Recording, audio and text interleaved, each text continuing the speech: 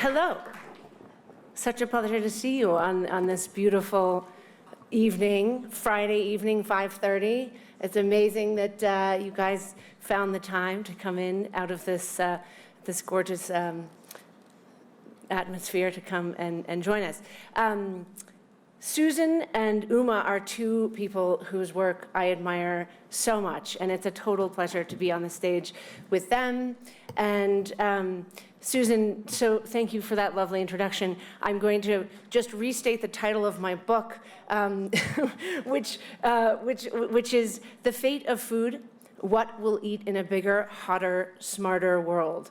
And smarter is a good word to sort of confuse, because there's a lot of questions as to whether we're really entering a smarter world. But whether we'll sort of hopefully hash some of that out in this next hour. But there's no question, I think we all agree, that we are going to see radical changes in the food we eat and how we grow it in the coming decades. Because of these intensifying pressures of population and environment and climate change. I spent 5 years investigating shifts in food production around the world. I adventured into the mines, the machines, and the lands where people are working on the future of sustainable food. I traveled to 13 countries and 15 states, from tiny cornfields in western Kenya and small apple fields in Wisconsin to massive fish farms in Norway, computerized foodscapes in Shanghai. And all of it was really kind of exploring this, what I thought was a fairly straightforward question, which is, how are we going to feed a hotter, more crowded world? And that one question led to so many others. How can we make clean, sustainable food equitable and available to everyone, not just the elite? Can GMOs be good for us and the environment? Is that possible? Can we develop a drought-proof water supply? Most importantly, are we entering a future of meat grown without animals, or plant-based proteins? Are we moving beyond animal meat? These are some of so many questions, and I explored sort of old and new approaches to food production. On one end of the spectrum, you have robotics and vertical farms and CRISPR and genetic modification of crops. On the other hand, you have some old ideas that are getting a lot of new life now: permaculture and edible insects and ancient plants, and a lot of research into both of these sort of realms. And what's interesting is the way that we're talking about food right now. There's a real sort of divide in the discussion. On the one hand, you have the reinventors of food. You have folks like Bill Gates said, I think in 2015, food is ripe for reinvention. And on the other hand, you have sustainable food advocates who are saying, I'd like my food de-invented, thank you very much. Can you please get your technology out of my food? And I was sort of looking at this from the sidelines going, is there a third way? Is there a way to support and elevate and expand the sort of principles of sustainable food production, make them available to more people, using the best technologies very prudently to support, again, some of these traditional approaches to food production? And along the way, I met Uma Valeti, and we're going to get to the story of meat and how we're beginning to see really interesting convergence of food traditions and food technologies in the work that he's doing. I want to say very quickly before we move on to his presentation and the discussion, this is a really critical moment. A lot of discussion around climate change. The IPCC has said that in every decade going forward, we're going to see a 2 to 6% decline in food production because of drought, heat, flooding, and extreme weather events, invasive insects, and so on.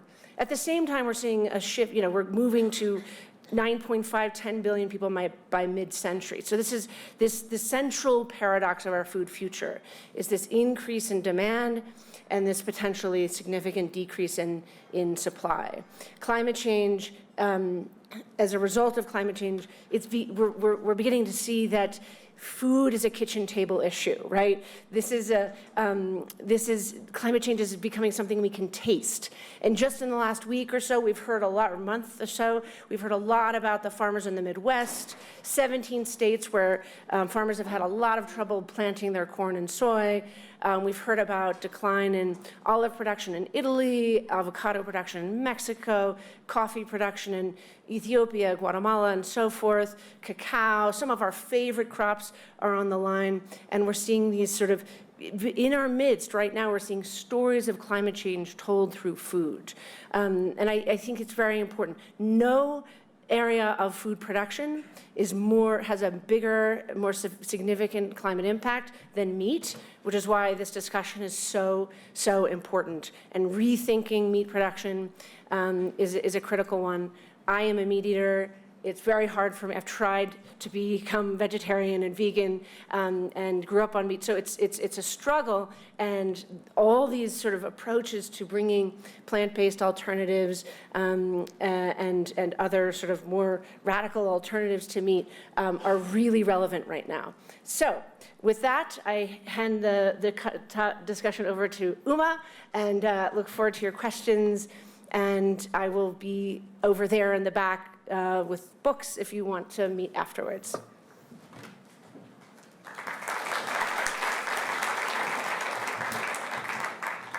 Thank you, Susan. Thank you, Amanda, for your book and dedicating a chapter in your book for the work that we're doing. My name is Uma Valeti. I'm a cardiologist by training at the Mayo Clinic and started this company about 3 years ago. And I want to talk to you a little more about the central paradigm that Amanda painted. We've got 7 billion people now, and we're going to 9.6 or 10 billion by 2050.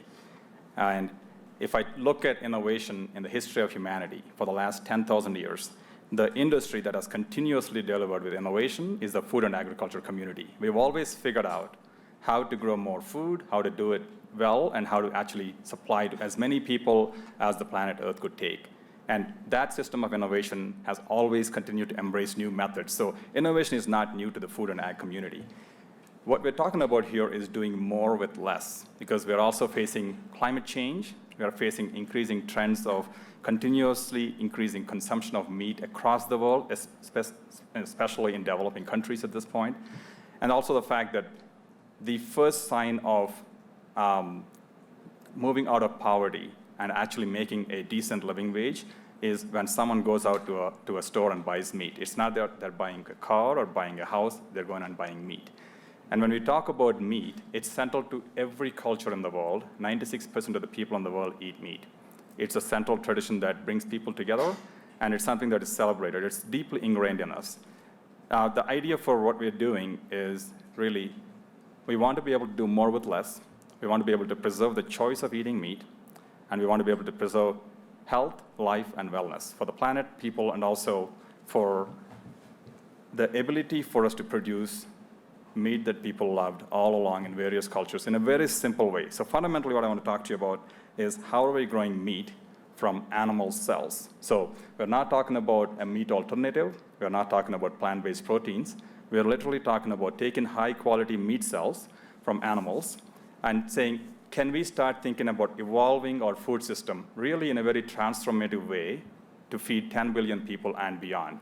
And if you had asked about this innovation that we're talking about 3 years ago, almost everybody would have said science fiction.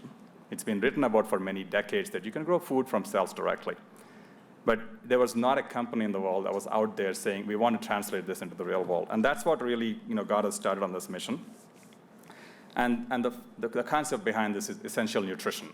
So if you look on your left-hand side, we start off with high-quality animal cells. So we obtain these cells from animals that are already in the food production system, livestock that are scheduled to go through processing for slaughter.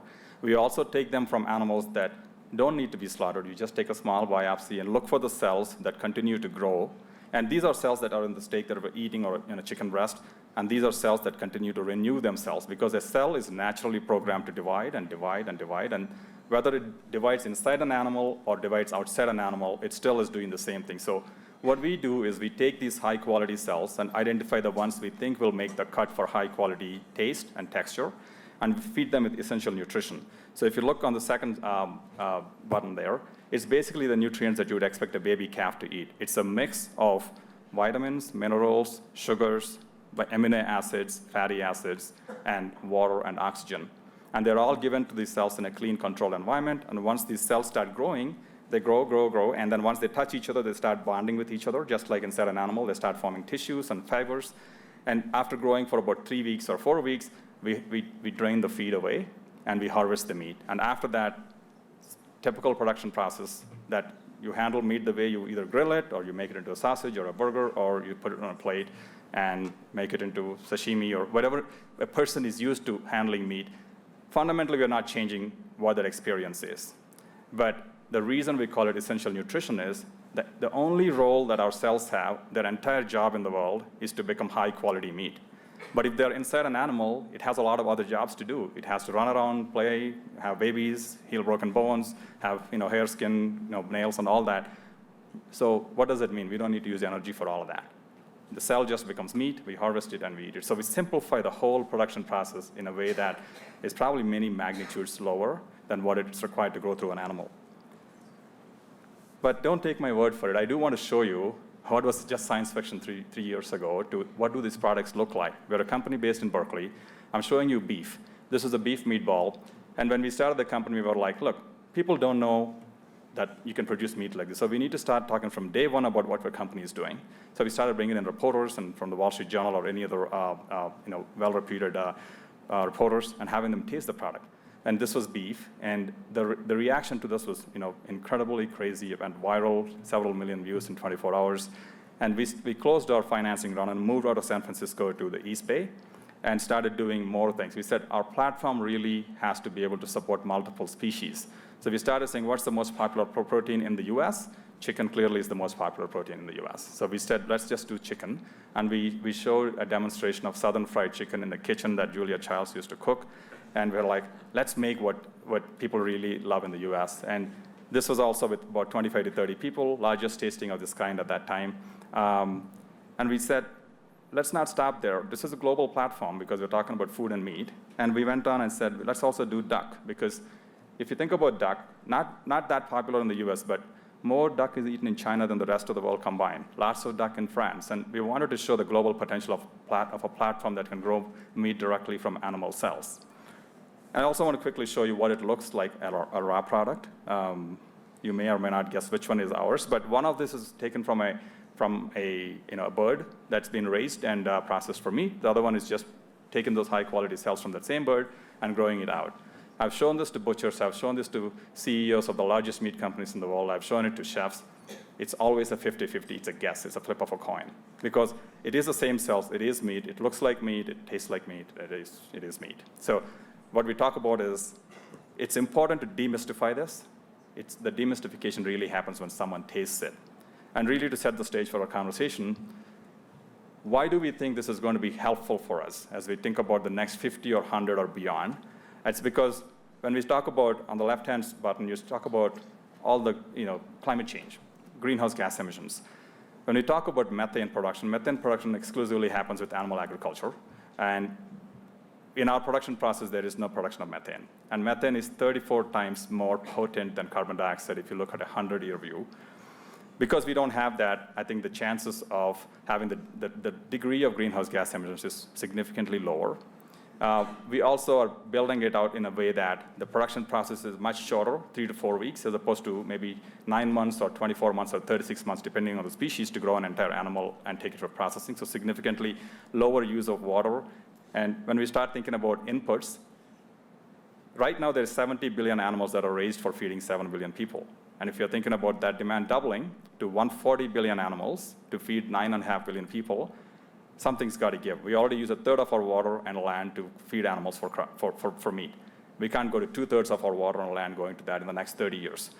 Therefore, we think about inputs. Because if it's a much more efficient process, the number of inputs we need is significantly less. the amount of transportation required to bring these inputs to where distribution happens is significantly less. And we also are very well positioned to be able to take advantage of renewable energy resources. The more efficient our energy grid becomes, the more efficient the production becomes. Because our emissions are only carbon dioxide from the plant or our factory operations, you can also do carbon capture and take full advantage of the carbon capture technologies that are coming. So it's very well set up for the times that we're living in. And I'm going to move on and say, why is this also important from a safety perspective? You're looking at 3 slides on there. On the left-hand side, it's a swab that we've taken from a conventional chicken. In the middle was organic, and the far end is a chicken that we're growing. And we just simply put it at a room temperature on a bacteriologic plate. And if there is bacteria, it'll grow. If there's no bacteria, it doesn't grow. And you can see the different types of flora or the bacteria growing in the conventional and the organic, and we don't see that happening, even if you leave it out for a day, 2 days, or a week. But that's not to say, if you put bacteria in there, it won't grow. It's just to say food is always going to get contaminated if you don't handle it well. But the points of contamination, that's what you're trying to reduce, the number of points where it can actually get exposed to bacteria, whether it's from the skin of an animal or guts of an animal or poor handling, we're decreasing that enormously. When we think about consumers, of course, this is new and sometimes it could be weird. We want people to recognize and understand how the process is. So we talk about this from day one. We show the product and cook it in front of people. Right now, without even majority of the people in the world not tasting it, about 2/3 of people globally are ready for cell-based meat.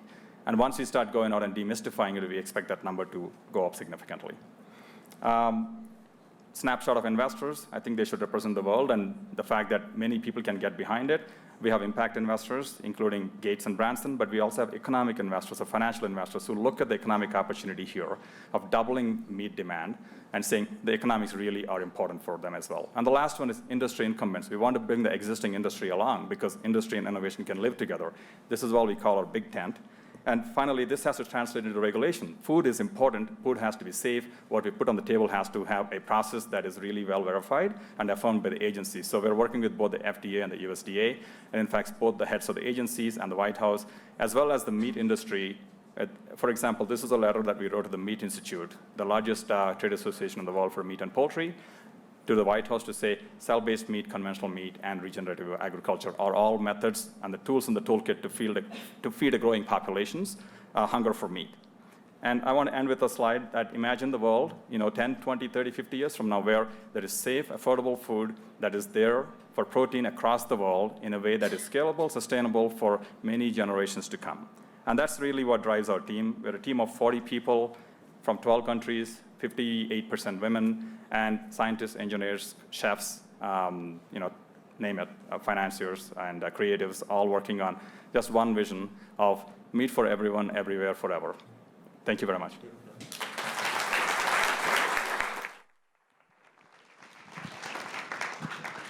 Okay, I have so many questions, but I want to start with the very basic question. And Amanda, I know that you tasted Memphis Meat's products. And what did it taste? What did you taste, and what did it taste like, and were you scared to eat it? Well, when Uma handed me a document that required that I sign my life away before I ate the meat, I hesitated, but only for a minute. It did say this is an experimental product, and of course this is all formalities and has to be done. But I thought, wait a minute. This guy is a cardiologist. What you haven't heard and need to hear is the story of Uma's evolution from cardiologist at the Mayo Clinic to startup wunderkind. And it's a great story, and it's in the book, but maybe you can hear a bit more from Uma about it. Anyway, I trusted him, and he... I did tell her that I ate it, my kids ate it, and my kids are sitting in here somewhere. They're the first kids in the world to eat cell-based meat. So they're still here to tell the story. All right. They're here to tell the story. What did you eat and what it did? So it was pan-fried duck breast, and it only had salt and pepper and a little oil, and that was it. So I could taste the flavor. And right as I was about to dig in, angling my blade into this sort of knob of sautéed duck breast, fresh from a bioreactor, Uma said, don't cut it with a knife. Pick it up and pry it apart with your hands. See how it comes apart. And so I sort of let go of all of my etiquette, picked up this knob of meat and started pulling at it, and I saw exactly what he was describing, which is this muscle cells that we know, when you eat, for example, chicken, and you know how it pulls apart.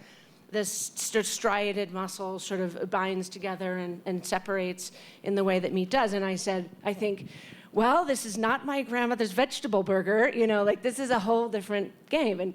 And he said, yes, it is. It tasted as advertised, very meaty. It tasted a little chewy. I think I had to sort of put my jaw into it. I don't know a lot about duck meat. I think I've had it maybe 2 or 3 times in my life, and usually covered in like Peking sauce or whatever. But this, I ate every last morsel, and I think I would not have been able to tell it from duck had it been covered in sauce.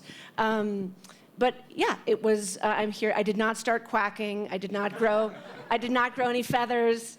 I had no trouble metabolizing it, did not affect my digestion. It was meat. All right, so it sounds like you had a very Henry VIII experience there. So, Uma, you were a vegetarian, if I have this right, before you decided to create this company, and then you tasted some of your own meat that you had made. What was that experience like? Well, it is meat. If you are a well-calibrated meat eater, which I was, I grew up in a meat-loving family. I grew up eating meat, and somewhere in medical school is when I stopped eating meat for a variety of reasons. And part of it is I loved meat, but I really wanted to have a process that I could get behind on how meat got to the table. So that was the reason I stopped eating meat. But when I tasted the beef or the chicken or the duck, those memories come rushing back because it kind of lights up all the taste buds that you know as a human that you recognize right away as meat.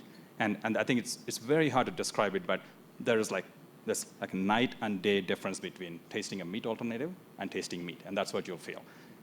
In fact, the duck story is funny. I have 2 anecdotes. One is one of our investors is Cargill, and when we were just presenting them the tasting, 7 exec leadership team members came in on a plane and were listening to our story, and then they were tasting it. And after the tasting, one of them said, okay, I'm the head chef for Cargill. My name is Steven Junta, and I've tasted the best duck in the world because I've been everywhere, and this is one of the best duck in the world. So that tells you that, Cargill they're extremely smart. They want the right product for the consumer. They brought someone who's actually well calibrated to taste it. And the second one is there was another very well-known family member from a very large meat producing company who came in and tasted our meat with her family, and she said, this duck tastes better than the duck I shot yesterday. Oh, well. So all I can tell you is we're still in the early stage. The potential is enormous to be able to create the experiences that people love to have. So one of the things that I think is interesting is, we're living in an age where people are very distrustful of science in many ways, right? We're having arguments about basic facts, right, whether it comes to climate change or other things. And there's a lot of discussion, and you hit on this, Amanda, about GMOs, and I think a lot of that is really just wrong-headed fear, and science tells us that this is wrong-headed fear. But given that that is out there and that is a real thing, what makes you think that people are going to make this psychological hurdle to eat meat raised in a petri dish? I'm not sure what it's actually raised in, but you know what I mean. It's an important question, and that is the reason why we said a company like ours should never be in the stealth mode. We should come out there and talk about what we're doing, why we are doing it, how we are doing it. I think educating a consumer who already loves the product that is in front of them, but recognizes that we're merely tolerating a process right now. But if there's an option to put the same product in front of them in a way that they can understand, we absolutely believe the switch will happen. And it doesn't have to happen right away because there is so much demand in meat that's happening. So no one's jobs are threatened at all. For the next 50 to 100 years, we still need to have a lot of animals producing meat, but you also need more of other ways of producing meat. So the first thing to do is to not expect everybody to adopt this right away. But there is a very strong early adopter segment, and being in the Silicon Valley, almost anyone coming with a transformative or disruptive technology, they hope for 3 to 5% and maybe 10% of the people to adopt their technology when it comes out. That's enough. But when we're looking at consumer surveys globally, 2/3 in all demographics in many cultures are able to say, I want this. When you start cutting it and saying, look at millennials and Gen Zs, they're like, when can I have it? So all we need is a small slice to adapt in the beginning. And then the demystification happens when you or your family member or someone has eaten it and enjoyed it and loved it. So getting to market is our hurdle.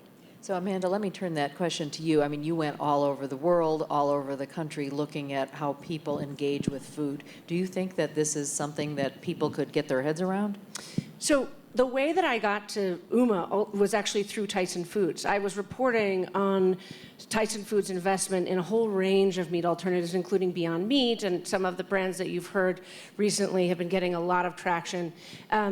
It stunned me that Cargill and Tyson and all these conventional meat companies were investing in what seemed to me to be a very radical, sort of impossible concept. Of course, now we have Impossible Foods normalizing impossibility.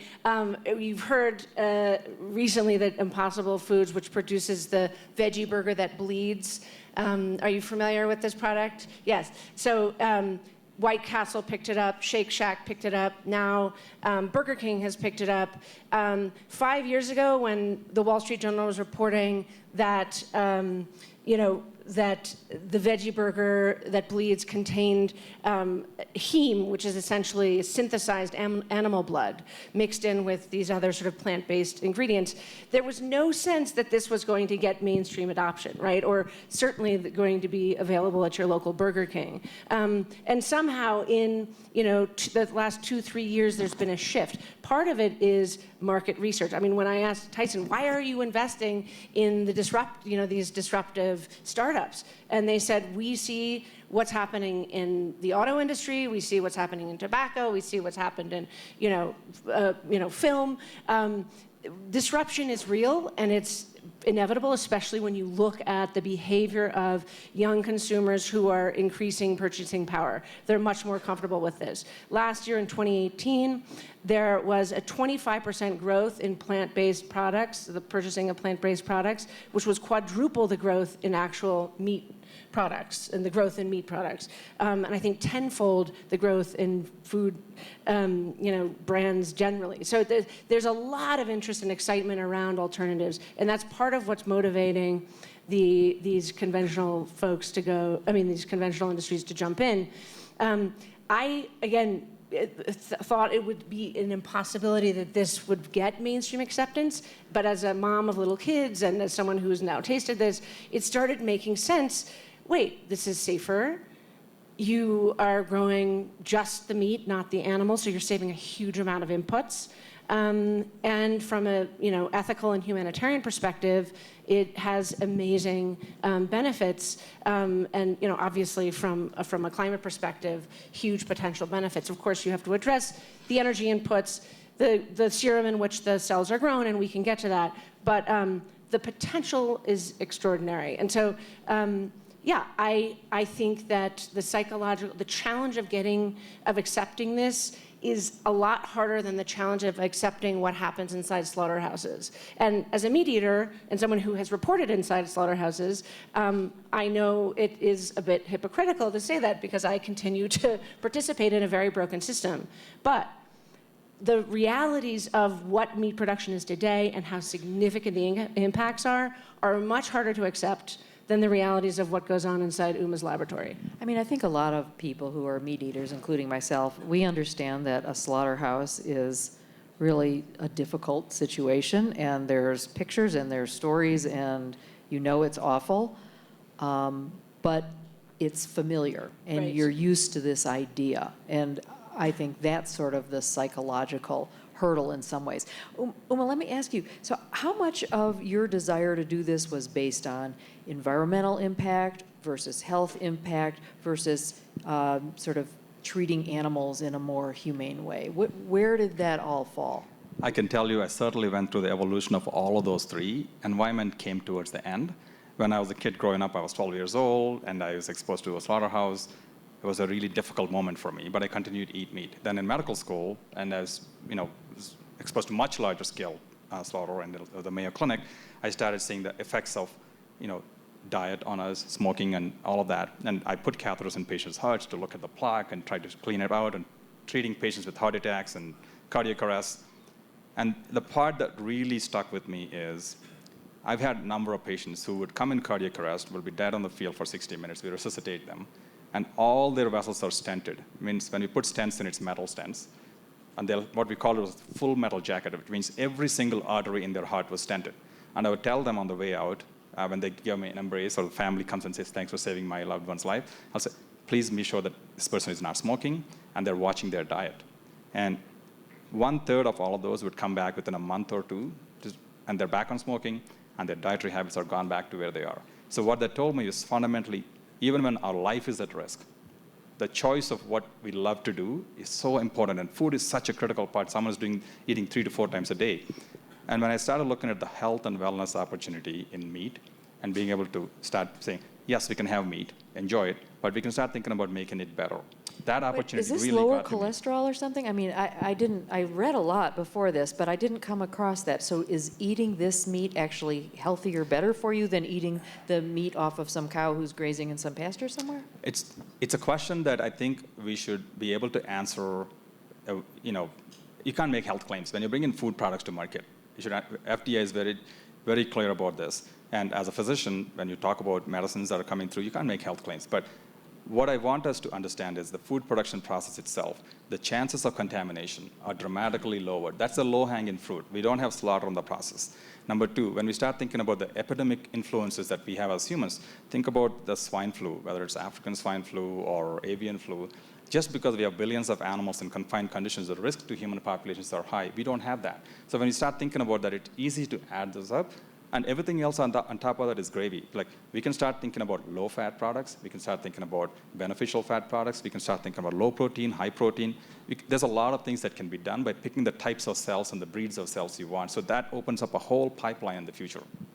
You know, Amanda, I want to extend this beyond meat just for a minute to lean into your research. So you were looking at everything from vertical farming with leafy greens grown, in mesh, and their roots are watered with some magical mist, and even 3D meals that are being created for the military. And of course, there's this. What was the most interesting thing that you came across in your research? And is it this cell-based meat, or was it 3D meals? Well, I actually was totally mesmerized by applications of artificial intelligence and robotics in crop production. I don't know if I mentioned earlier that 1/3 of all grains grown in this country and 95% of all agricultural lands are used to produce grains. More than 1/3 of those grains go to livestock. So there's a really important connection between what's grown on land and what then we eat as meat. I interviewed someone named Jorge Herod, who's actually also in Silicon Valley, and it must be said, because I saw some people nodding when I was mentioning permaculture and edible insects and ancient plants and stuff, that there's a lot of interest in traditional food production, and it's very important to address that. What's really exciting is when technologies can be intelligently applied to support traditional forms of food production. So this is why Jorge Herod's work was so exciting to me.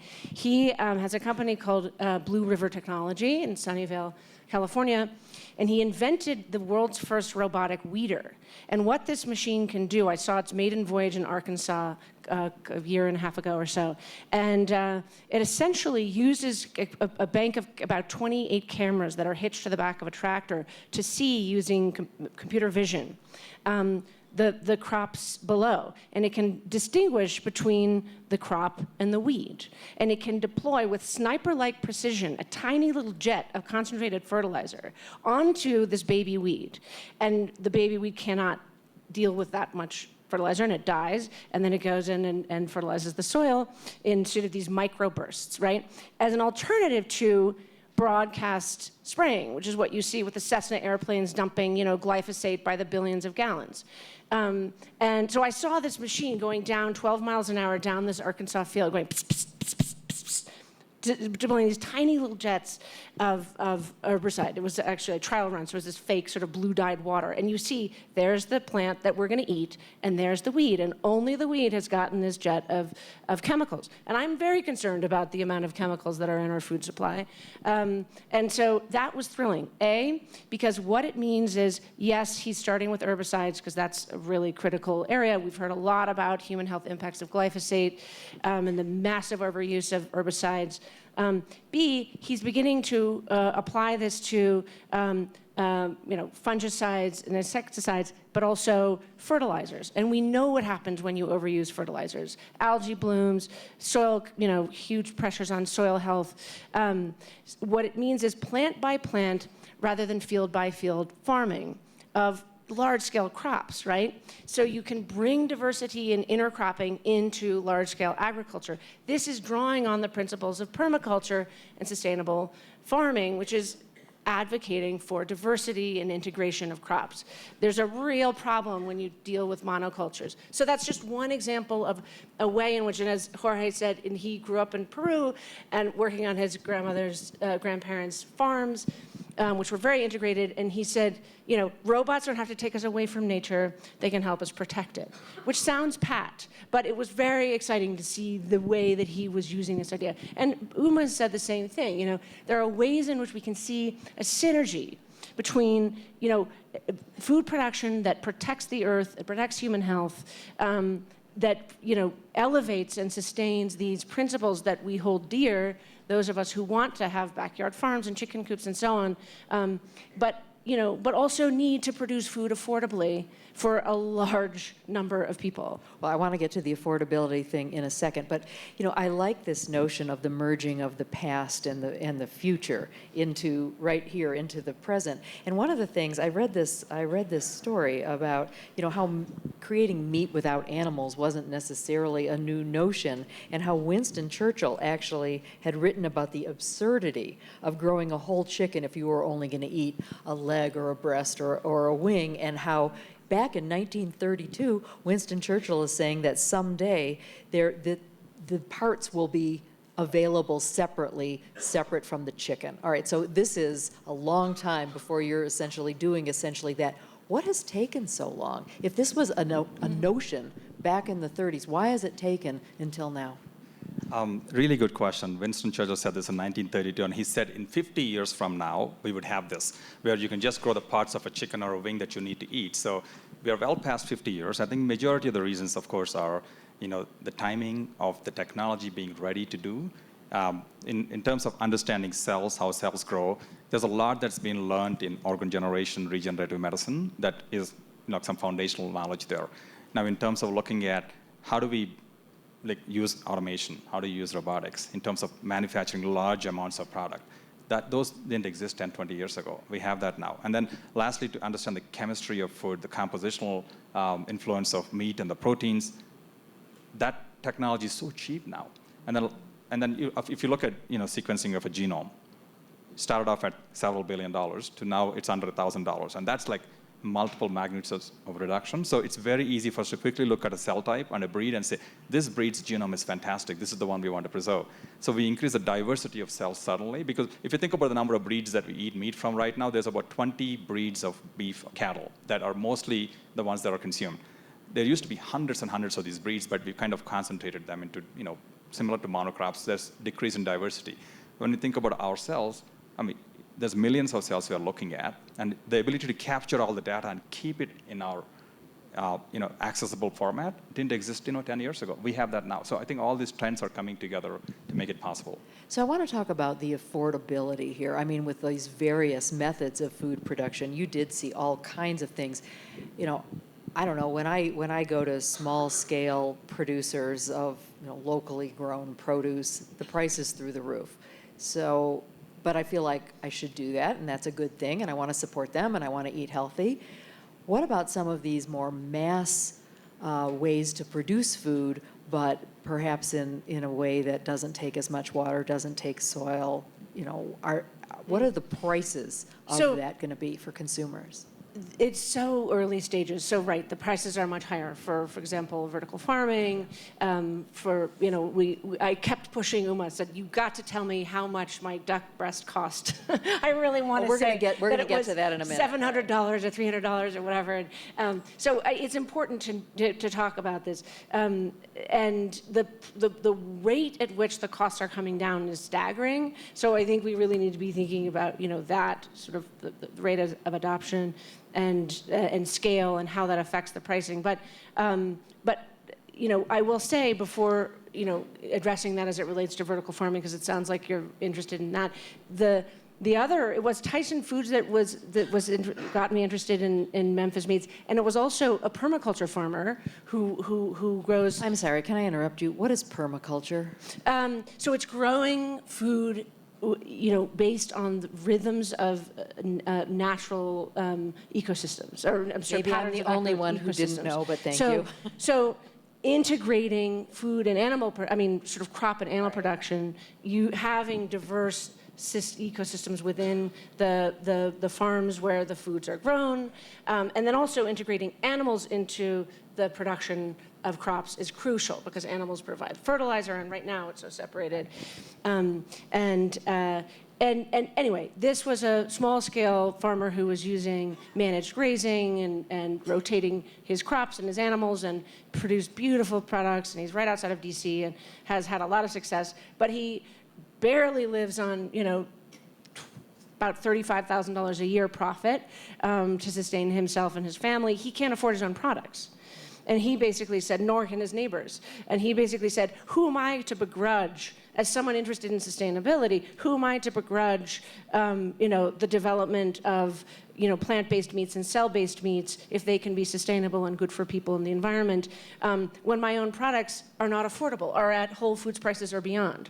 And I interviewed many practitioners of small scale and managed grazing in Tennessee, where I live, and they said the same thing. It's very hard to get our prices down, even if we're a mid-sized farm. We cannot compete with Tyson Foods. So the affordability is essential, and right now, as Uma can answer this better than I can, but as I understand it, your prices have come down from about $100,000 plus per pound to several $100s per pound, right? Is that possibly true? $100,000 a pound? That would be some burger. Yes. So yeah, if you want to come and do tastings, imagine 3 years ago, like I said, this field was science fiction. That when Winston Churchill talked about it, about 70, 80 years later, there were some scientists in universities that have grown small amounts of meat. And in 2013, there was a team in Netherlands that did it, and it cost about $1.3 million a pound in 2013. So about a little over 5 years ago. When we started the company in 2016 and came out and showed the Meatball, we lowered the cost of production to about $18,000 a pound. Before I started the company, I'd said, look, I think the field is going to move really fast because of a few reasons. I said it'll probably decrease by 10-fold every year. And then after about 3 to 5 years, it'll start cutting in half. And have you been right? We've been ahead of that curve. Okay. So when we talk about Moore's Law, we've been ahead of Moore's Law. And this is because the first few years is 10-fold reduction in pricing. So if you think about a million to 100,000 to 18,000, that's like clearly multiple fold, 100+ fold of reduction. And from then, every zero we take off is 10-fold. We've taken zeros off since then. So where are you right now? I want to save that moment for a very important thing for our company. Come on, give us a little when we'll bit have of a a clue. future announcement. But what we are targeting is the following. What makes sense is this. I think if we have a product that consumer is used to buying at a price that they're willing to pay, then I'd say Memphis Meats has been successful. The reality will be we'll start off with premium products. And I can already tell you we are not the most expensive meats in the world. There's other expensive meats that are grown traditionally in a very, Like boutique Kobe environment. beef or something like that? Kobe, or there's some, very different types of breeds of chickens that are raised that are very expensive in France. So we're not the most expensive meats in the world. So I'm very happy to take that off our list of achievements. Can I just jump in very quickly? It's also important, and the same is true for vertical farming. I mean, anytime you introduce a new product, so much of the expense is the actual research going into it, and the cost has come down really dramatically in that area too. We also have to consider the cost of the inputs, which are becoming higher, greater and greater for conventional livestock production. Water is a great example. Water prices in California have gone up and up and up. It's much, they had to take many, much cattle offline essentially, or move the production elsewhere because there wasn't enough water, or water was becoming too expensive. Same thing with corn feed and what goes into livestock production. If we begin to price carbon eventually, these inputs will become much, much more expensive. So the cost of these sort of new approaches decline with scale, then the cost of traditional products go up. So it's just, it's a long view that's kind of hard to appreciate now, but, the first iPhone was, 1,000x more expensive than it is today. It's just part of, any sort of new area of experimentation and innovation. No, and I think it's interesting because with your company, I would imagine that it's the startup costs that are the most expensive, and it's the costs will be so much lower to continue it, right? Because it's in a lab, not in a field. What we call it also is important. All food starts off in a lab at some point. There's food labs in Tyson and Purdue. Oh, and that's right. You Cargill. didn't like it when I said lab. Yes. So tell me why you It's don't. important because when we're starting to talk about it, when it's in the realm of science fiction, people are talking about it in small scale. University, professors are working on it in labs. But when you're thinking about the way we're building our pilot plant or a commercial plant, it's going to be very large, clean production facilities, just like anything that you would want to walk through. Like, for example, if you're walking through a brewery, you're seeing very clean, vats of beer breweries that are going to be there. If you're going through a food production plant, they've got a very clean process that you have to follow. And these are by regulation, so it'll be a very large, clean production facility. And the best thing that can happen is when we can have a consumer walk through and say, here's how the first cells are picked, here's what they're fed, here's the meat that's harvested, and you can cook it right in front of you. And all of this can happen under one roof. That doesn't happen on the current system. Okay, I have one more stupid question, and then we're going to open it up to the audience here. Does it take different cells to grow different cuts of meat? Like if I want a ribeye versus a New York strip versus a porterhouse? Or, I'm sorry, I know that's so ignorant. We have different cells, muscle cells, connective tissue cells, and fat cells. All of these give you the experience of meat. And then the combination of fatty acids and amino acids give you those flavors, and when you're cooking, the Maillard reaction that happens lets you recognize it's meat. All of these come together because of the different types of cells in there and cell types. And we look at cells from different parts of an animal to see if there's a difference. And there is some differences, but keep in mind, in an animal, we're taking an animal and deconstructing into little pieces, depending on what's on an animal. We're doing exactly the opposite. We're building it from the building blocks on the other way up. So we literally don't need to ever produce chuck. All we need to produce is something that people always love to eat, like sirloin, or so the highest, the most expensive cuts or the most difficult cuts to get in an animal because there's not that much in an animal. So a steak is a steak is a steak. Where you take it from, I think, has different taste profiles, and we can only have those taste profiles if we need it, and not even produce a profile that people don't really prefer. So interesting. All right, I don't want to be the only one asking questions. So let's open it to the audience. We've got some microphones. I see lots of hands, and let's go. Hi there. Thank you all for doing this and for your work. I have two questions for Uma. I'm curious if you would speak to the difference in lab-grown milk and where that stands as an industry, and then also to the contention around the naming of lab or alternative meats and milks as meat and milk. So thank you. What we're doing is cell-based meat. So we're taking cells and growing meat directly from animal cells. And when you look at it cellularly, it's identical. It's the same proteins. And what the gentleman is asking is, can you do that with milk? And there are a few companies, not as many as in the meat side, but there's a few companies that are saying, let's pick the key proteins in milk or dairy, because there's 80 plus proteins in there or more. Let's pick the top 6 or 7 and see if we can directly produce those proteins from like yeast or other types of microorganisms and mix them with water and give that experience and performance of milk. The difference I would say there is, here we're taking the entire cell and letting the cell do what it needs to do. The proteins that a cell produces are still all in there. The lipids are still all in there. I think there's a fraction of the most important proteins that are being picked for functional performance of meat, whether it's in meringues or pies or so.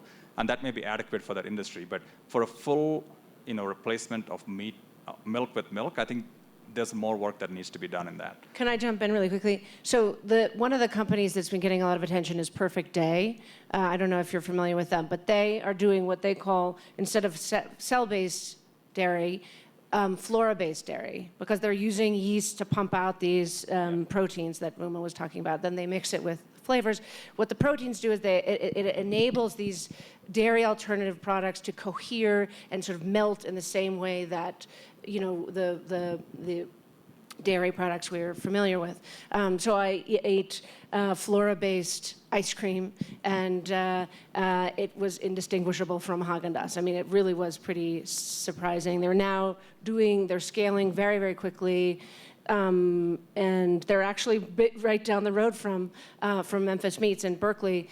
But they've partnered with Archer Daniels Midland, to use their fermenting tanks so they can start producing this FloraBase Dairy on a mass scale.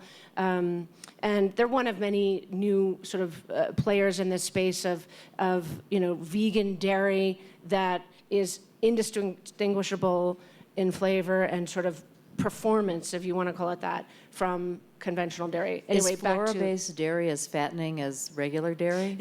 They can control the amount of fats, just as UMA can control the amount of fat that goes into the meat, or decide how much to put in there. So can the dairy. But essentially, I mean, they had full fat ice cream, chocolate chunk actually, that was, I think, to give you the sense that it tastes like the real thing and has all the sort of depth and flavor benefits of real ice cream, which is a problem when you're doing, coconut and, other sort of soy-based ice creams and cheeses and so on. So much of it is just, the texture is the problem. So this is why Perfect Day, among others, is getting a huge amount of attention right now because it performs just like a dairy product. Let's ask another question out here. Yeah, right over here. As a cook, I'm interested. You've got a... As a cook, I'm interested in flavor, and you were talking about isolating the cells that contribute to flavor. Once you have that recipe, is that it, or do you have to redo that every time you? So I think the beauty of growing meat directly from animal cells is you actually are producing the meat, the substrate that has all the built-in flavors that already come with the cell. So identifying the types of flavors that we like from the types of cells is the first step to do. Once we have that, that could be just a recipe that could live forever with those types of cells. When we talk about meat alternatives, it might have to be customized for like a hot dog versus a sausage versus a burger, because each of them have unique flavor profiles that they have to make. With us, it is the meat that is the majority of the product in there, and the only thing we might have to add in there is spices. And that's why when Amanda did the tasting, or anyone who does the tasting, we insist that we want you to taste the meat directly on the grill with a little salt and pepper and really no sauces covering it. So people experience that flavor. So if people are already asking how to cook it, I guess I forgot to ask an obvious question, which is when can they get it? So we're working now to build a pilot plant to start producing in small scales and want to be able to get it to the hands of the consumers. We're also working at the same time with the agencies. So once the regulatory clearance and the pathway is in place, we'll be able to start at least demystifying it in a much larger scale than we've been able to. We've done about several hundreds of tastings, but it's when people come to our headquarters. But like in a store? Like once the regulatory pathway is in place and they're able to say you can sell, if it's there. Well, Secretary Perdue said he wants to get all of this done by end of 2019. If that is the case, we'll be in the market right after that. So by 2020 or That's so. our goal. So I don't want to predict the time. I think we want to work with the agencies to make sure that we've gone through all the processes. But the minute the approval is in place, we want to be able to get on the market, at least in a small way, so people can experience it. Okay. It's important that there are a number of other startups competing in this place who have put dates on it. There's a lab-grown or cultured fish product that's a tuna fish that they've said will be released next year, in 2020 or late 2019. Future Meats, which is an Israeli company also doing cell-based meats, has said that they're coming out with products in the next year or two. There are a number of others who have put 2020, 2021 sort of out there. And then I said, Uma, give me a date, give me a date. He said, I don't want to give you a date. And I said, well, aren't you concerned that these other guys are going to get there first since you've been at this longer? He said, no, not at all. Are you kidding? It's great that I have other, competitors jumping in and proving the market and getting people comfortable with this idea.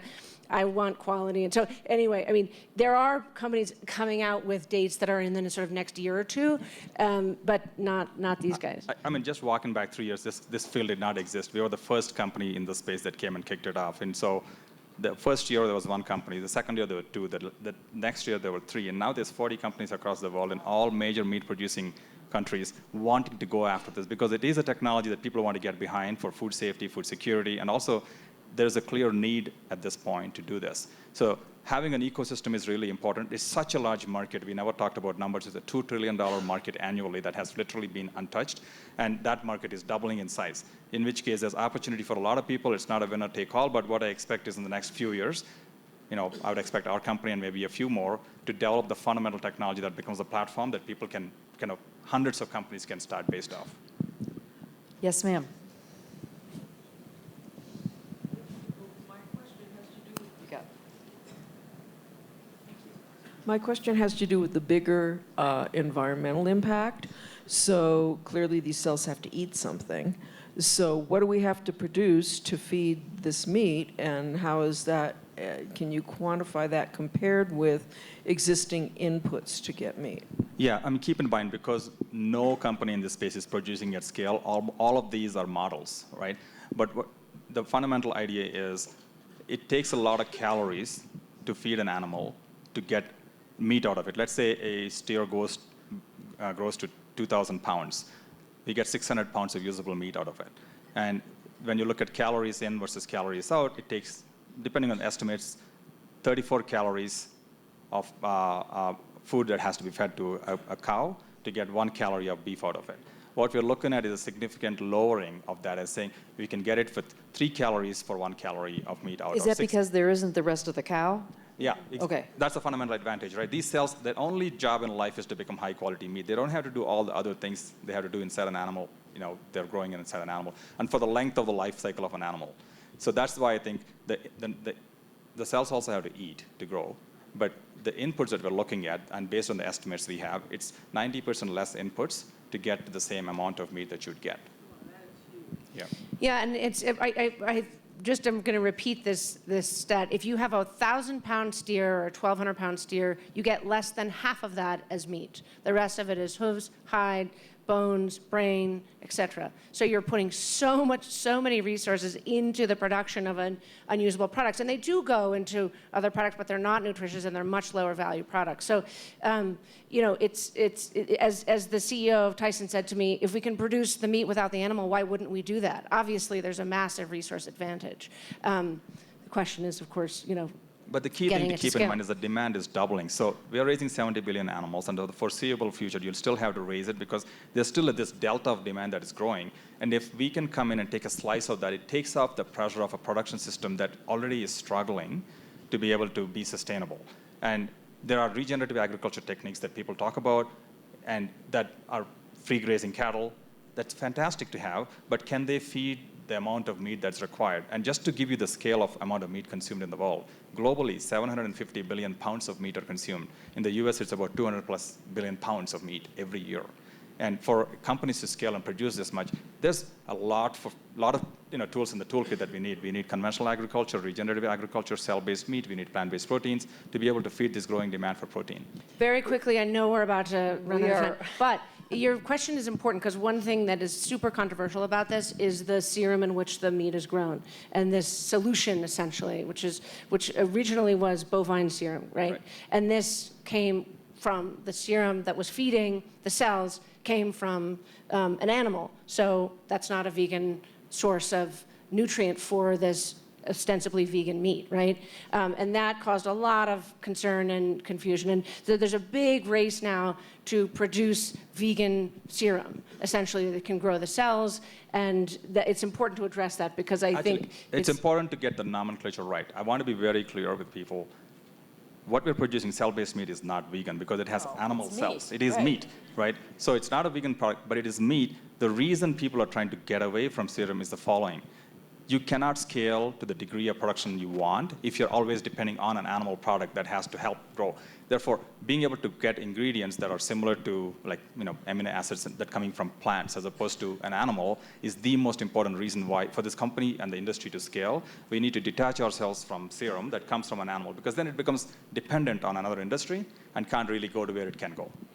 All right, we are going to unfortunately have to stop our conversation right here. I know there's so many hands up, but I'm getting the big flashing red light over there. I just want to thank our panel. This is obviously a topic of great interest and such a fascinating explanation. And bon appetit, everybody. Thank you.